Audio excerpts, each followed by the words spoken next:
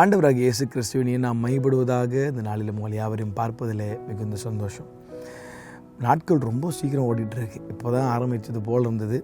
கடன்னு ஓடுறோம். ஆனால் ஆண்டவர் ஒரு நாள் மறந்துடாதீங்க. உங்கள் பிஸி லைஃப் ஸ்டைலில் கொஞ்சம் நேரம் உட்காருங்க. போதும். ரொம்ப ஓடி ஓடி ஓடி சம்பாதிச்சு என்ன பண்ண போகிறோம்? நீங்கள் சொல்லலாம், லோன் கட்டணும், இதை வாங்கிட்டேன் அதை வாங்கிட்டேன், எல்லாத்தையும் செட்டில் பண்ணணும். ஆனால் சமாதானம் ஒன்று இல்லையே சார். வாழ்க்கையில் நிம்மதின்னு ஒன்று இல்லவே இல்லையே. ஓடி ஓடி என்ன பிரயோஜனம்?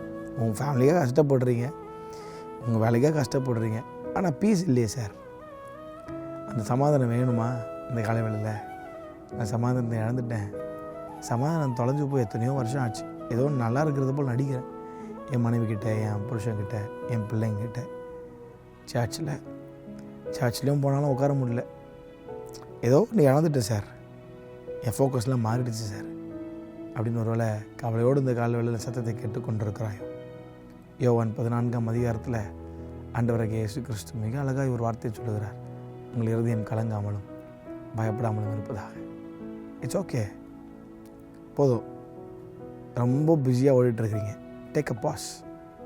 கோ somewhere. Take a deep breath and pray. உங்கள் ஜபத்தை கேட்குற ஒரே நபர் இயேசு கிறிஸ்து. உங்கள் ஜபத்தை தள்ள மாட்டார் சார். உங்களை விட்டு விலக மாட்டார். என்னுடைய சமாதானத்தையே உங்களுக்கு தரேன்னு சொல்கிறார். இந்த காலவேளையில் அப்படிப்பட்ட சமாதானம் உங்களுக்கு வேணுமா?